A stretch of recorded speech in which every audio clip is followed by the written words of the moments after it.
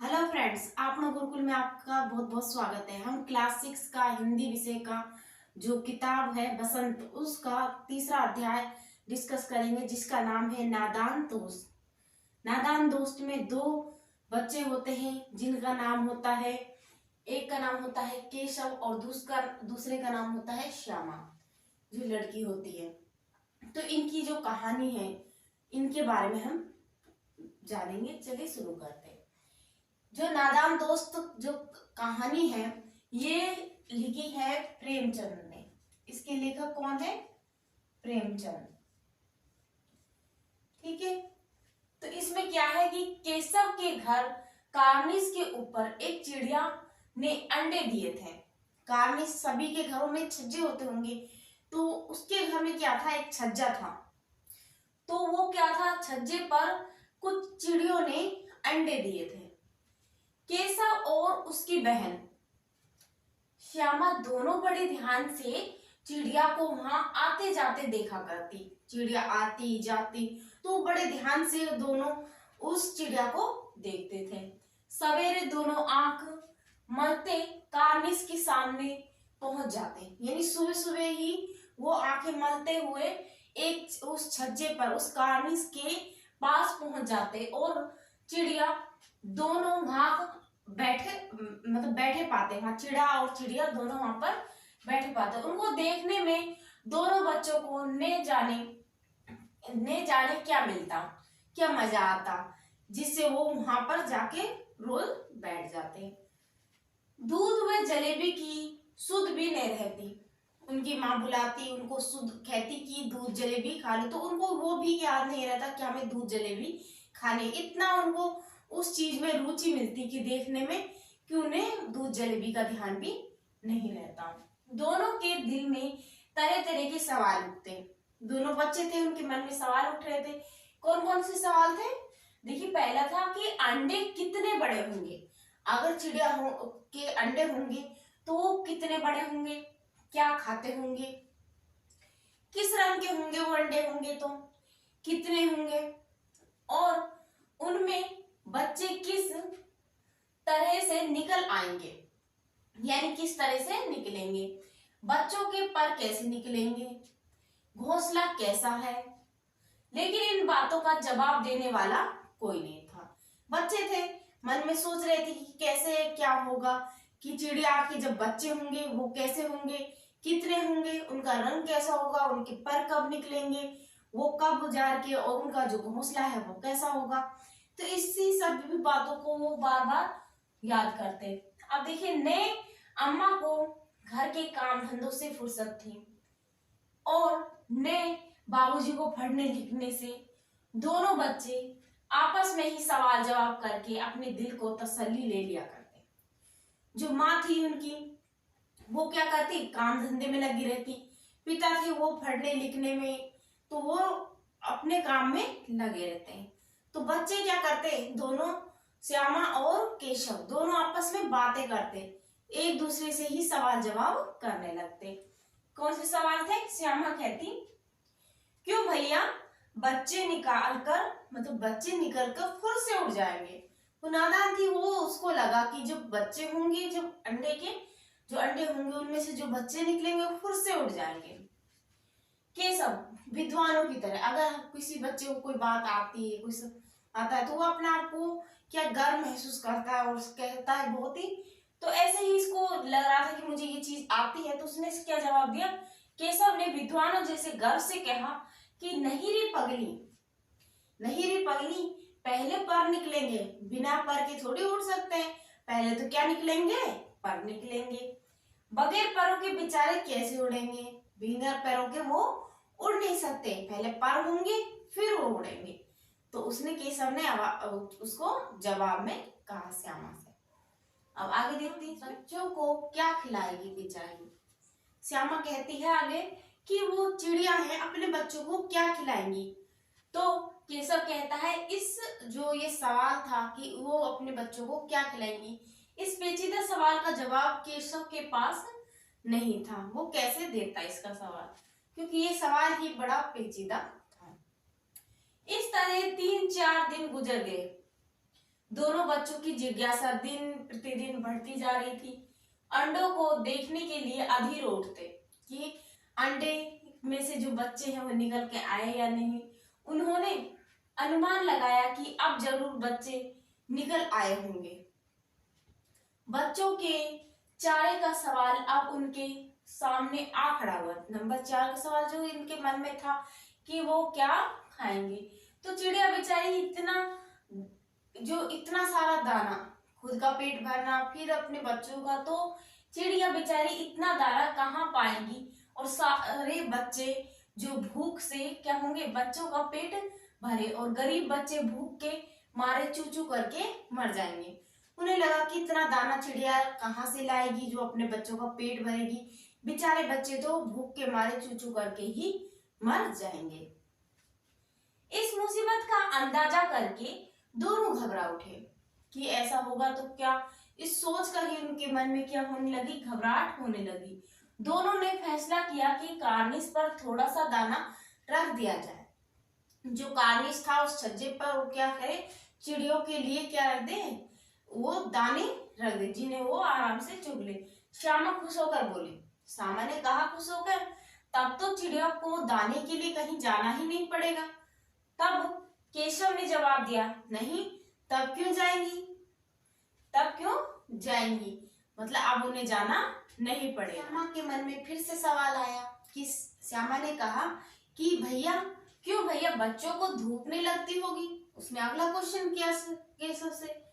केशव का ध्यान इस तरफ तो ने गया था। बोला, जरूर तकलीफ हो रही होगी, बेचारे प्यास के मारे तड़पते होंगे। इनको क्या हो रहा है, धूप भी लगती होगी और प्यास भी लगती होगी, प्यास के मारे तड़पते होंगे। ऊपर छाया भी तो नहीं है। आखिर ये फैसला हुआ कि उन्होंने सोचा कि धूप है, छाया भी नहीं है और इनको क्या लगती होगी, प्यास लगती होगी, पानी भी नहीं है। इन सभी तकलीफों की तरफ इन दोनों का ध्यान गया और इन्होंने क्या फैसला किया कि घोंसले के ऊपर कपड़े की छत बना देनी चाहिए। घोंसले के ऊपर कपड़े की जो छत है वो बना दे और पानी की एक प्याली जिसमें थोड़े से चावल रख देने, एक प्याली पानी की प्याली रख देंगे और थोड़े से चावल के दाने रखने का प्रस्ताव स्वीकृत हुआ। मतलब दोनों मान गए कि ठीक है, हम एक पानी की प्याली रख देंगे, थोड़े चावल के वो रख देंगे और वो जो ऊपर से कपड़े से तार देंगे जिनसे उनको धूप ना लगे।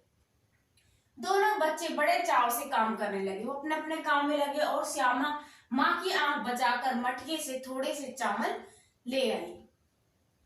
केशव ने पत्थर की प्याली को जो तेल था वो चुपके से जमीन पर गिरा दिया और उस प्याली को अच्छे से मांजा। जो पत्थर की प्याली थी उसको अच्छे से मांजा और उसमें थोड़ा सा पानी भरकर वो उसमें पानी भरा। अब चांदनी के लिए कपड़ा कहाँ से आए, यानी जो छाया के लिए कपड़े कहाँ से आए। फिर ऊपर बगैर छड़ियों के कपड़ा जो ठहरेगा और किसी और छड़ियां खड़ी होंगी, मतलब किस और छड़ियों को हम खड़ा करें, कैसे कपड़े आएंगे। तो उस तरीके से वो सोचने लगी कि कपड़ा आप कहाँ से लाएं जिससे इनको छाया मिले। पानी और दाना तो उनको पता लग गया, उनका जो जुगाड़ था वो तो हो गया, लेकिन अब उनको हुआ कि छाया कैसे करें, छड़ी लगाए तो किस तरफ लगाए, कैसे लगाए। तो ये वो सोचने लगे। केशव बड़ी देर तक इसी अधड़-बुन में रहा। केशव इसमें सोचने लगा कि जो छाया है कैसे की जाए। तब आखिरकार उसने ये मुश्किल भी हल कर ली। उसको उसका भी समाधान मिल गया कि जो चिड़ियों को हम छाया कैसे देंगे। श्यामा से बोला, जाकर कूड़ा फेंकने वाली एक टोकरी उठा लाओ, अम्मा जी को मत बताना। उसने अपनी बहन से कहा कि टोकरी लेके आओ। तो श्यामा, वे तो भैया बीच में से फटी हुई है। वो क्या है, बीच में से टूटी है, उसमें से धूप नहीं जाएगी, उसमें से धूप तो जाएगी। तो केशव ने झुंझलाकर कहा, तू टोकरी तो ला, मैं उसका सुराख बंद करने की कोई हिकमत करता हूँ या कोई उपाय निकालता हूँ कि उसका सुराख बंद हो जाए। श्यामा दौड़कर टोकरी उठा लाई। केशव ने उसकी सुराख में थोड़ा सा कपड़ा ठूंस दिया, जहां से वो सुराख था, जहां से धूप आ सकती, उसमें इस कपड़े कपड़ा ठूस दिया, तब लगा दिया और तब टोकरी को एक टहनी से टिकाकर बोला, देख ऐसे ही घोंसले पर उसके आड़ कर दूंगा, यानी ओट कर दूंगा, धूप नहीं आएगी। तब कैसे धूप जाएगी, यानी इस तरीके से मैं करूंगा कि धूप जा ही नहीं पाएगी। श्यामा ने दिल में सोचा, भैया कितने चालाक है, उन्होंने तो उपाय कर लिया। इस तरीके से वो मन में सोचने लगी। श्यामा गर्मी के दिन थे, बाबूजी दफ्तर गए थे, अम्मा दोनों बच्चों को कमरे में सुलाकर खुद सो रही थी, लेकिन बच्चों की आंख में आज नींद कहाँ थी, यानी बच्चों को नींद आ ही नहीं रही थी। अम्मा जी को बहलाने के लिए दोनों ने दम रोककर आंखें बंद किए और मौके का इंतजार कर रहे थे। वो क्या करने लगे, अपनी माँ को, जैसे वो सोई और खुद अब दम रोककर सोने का एक्टिंग करने लगे, वो उनका अभिनय करने लगे कि हम सो रहे हैं और माँ को लगे कि सो रहे हैं और माँ भी सो जाए। जो ही मालूम हुआ कि अम्मा अच्छी तरह से सो गई है तो दोनों चुपके से उठे और बहुत धीरे से दरवाजे की सिटकनी खोलकर बाहर निकल गए। जैसे ही उन्हें पता लगा कि माँ सो गई है तो उन्होंने सिटकनी खोली, यानी घर का जो दरवाजा अंदर बंद था वो खोला और बाहर निकल गए। अंडों की हिफाजत की तैयारी होने लगी। केशव कमरे से एक स्टूल उठा लाया, लेकिन जब उससे काम नहीं चला, यानी वो क्या पड़ गई, छोटी पड़ गई कार्निश से, तो वो नहाने की चौकी लाकर स्टूल के नीचे रखी और डरते डरते स्टूल पर चढ़ा। श्यामा दोनों हाथों से स्टूल पकड़े हुए थी। स्टूल चारों टांगे क्या नहीं थी, बराबर नहीं थी, इसलिए उसे क्या लग रहा था, डर लग रहा था। इस कारण जिस तरफ से ज्यादा दबाव पाता वो जरा सा हिल जाता, जैसे उस पे वो जरा सा दबाव, यानी एक टांग छोटी होने से वो क्या बार बार हिल रही थी। उस वक्त केशव को कितनी तकलीफ उठानी पड़ती थी ये उसी का दिल जानता है कि बार बार ऐसा हो रहा था और वो उस पे चढ़ा हुआ था, तो उसका दिल जानता है कि वो कितनी तकलीफ उठा रहा है। दोनों हाथों से कार्निश पकड़ लेता है, यानी जो छज्जे को पकड़ लेता है और श्यामा को दबी आवाज में डांटता है, अच्छी तरह से पकड़ वरना उतरकर बहुत मारूंगा। वो गुस्से में बोलता है, मगर बेचारी श्यामा का दिल तो ऊपर कार्निश में था, यानी कार्निश पे जो अंडे थे उनको देखने का उसका बहुत मन था। बार बार उसका ध्यान उधर चला जाता और हाथ उसके ढीले पड़ जाते। फिर कार्निश पर केशव ने जो ही कार्निश पर हाथ रखा, दोनों चिड़िया उड़ गई। जो उस घोंसले में थी वो चिड़िया उड़ गई। केशव ने देखा कि कार्निश पर थोड़े तिनके बिछे हुए हैं और उन पर 3 अंडे पड़े हैं। जैसे जो घोंसला था उसमें पेड़ों पर देखा था उसने, केशव ने जो पेड़ों पर घोंसले देखे थे वैसा घोंसला नहीं था। श्यामा ने नीचे से पूछा, के बच्चे हैं भैया, के मतलब कितने बच्चे हैं भैया?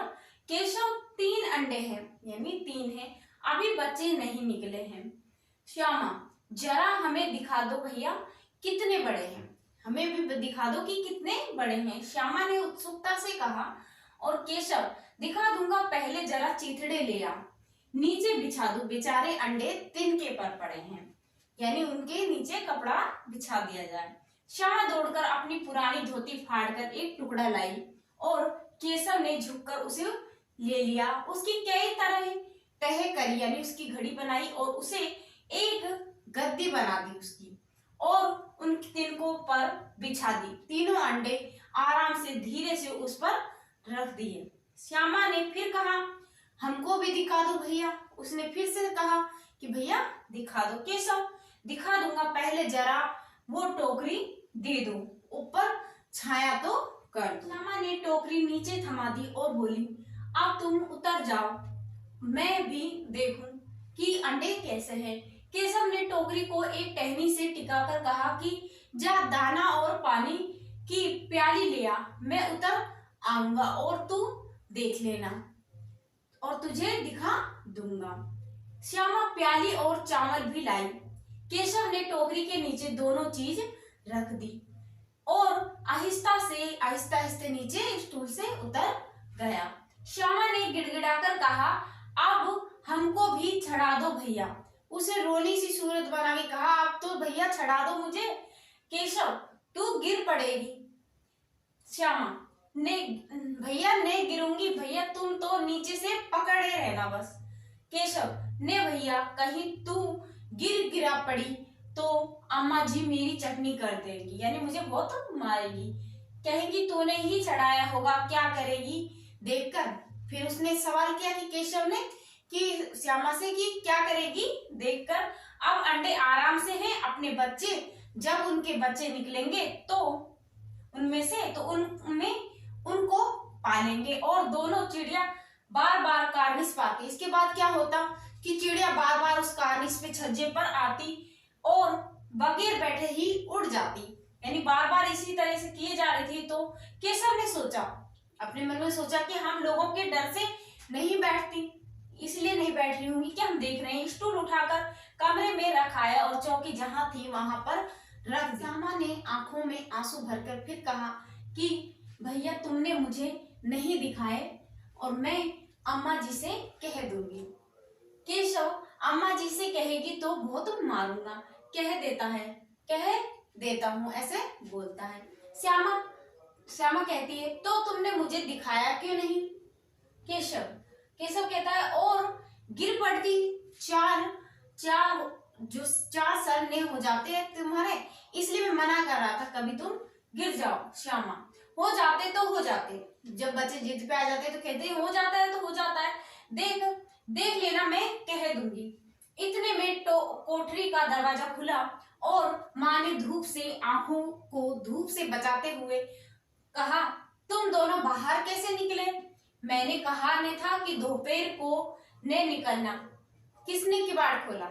माँ का क्वेश्चन था कि किसने किवाड़ खोला। किवाड़ केशव ने खोला था, लेकिन श्यामा ने माँ से ये बात नहीं कही। उसे डर लगा कि भैया पिट जाएंगे, उसे डर लगा कि कहीं भैया को माँ मारेगी, इसलिए उसने नहीं कहा। केशव दिल में कांप रहा था कि कहीं श्यामा कह न दे, कि श्यामा उसका नाम लेना ले। केशव घबराकर उठा और दौड़ा हुआ बाहर आया तो क्या देखता है कि तीनों अंडे जिनकी वो हिफाजत कर रहे थे, तीनों अंडे नीचे टूटे पड़े हैं और उनसे कोई चूने सी चीज बाहर निकल रही है।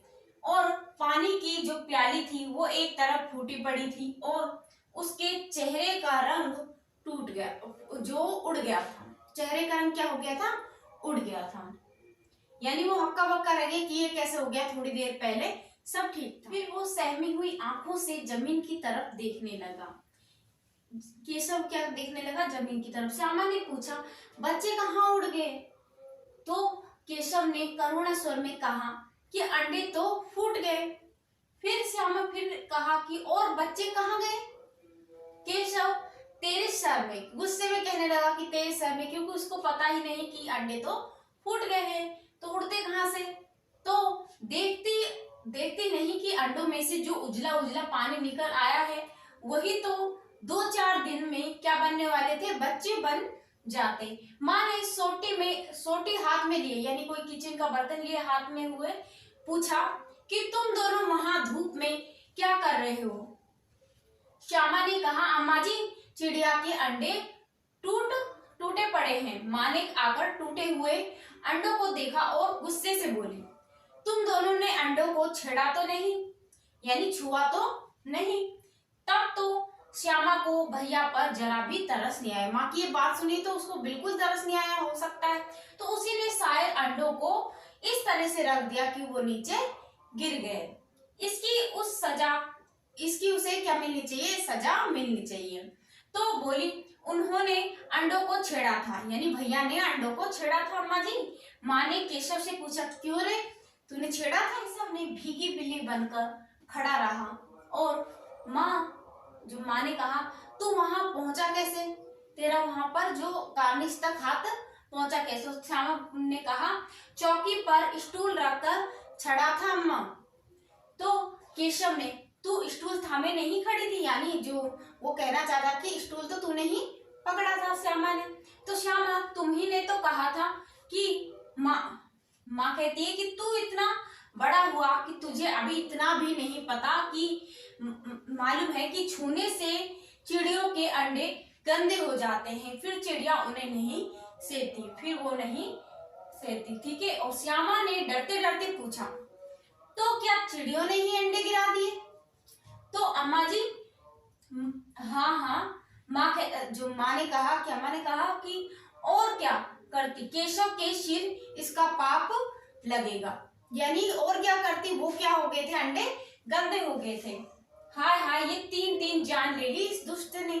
तो केशव रोनी सूरत बनाकर बोला, मैंने तो सिर्फ अंडों को गद्दी पर रख दिया अम्मा जी। माँ को हंसी आ गई इसकी इस मासूमियत भरी बात सुनकर, मगर केशव को कई दिनों तक अपनी गलती का अफसोस होता रहा कि मुझसे इतनी बड़ी गलती हो गई। अंडों की हिफाजत करने के जोग में, इसके चक्कर में उसने क्या कर दिया, अंडों का सत्यानाश कर डाला।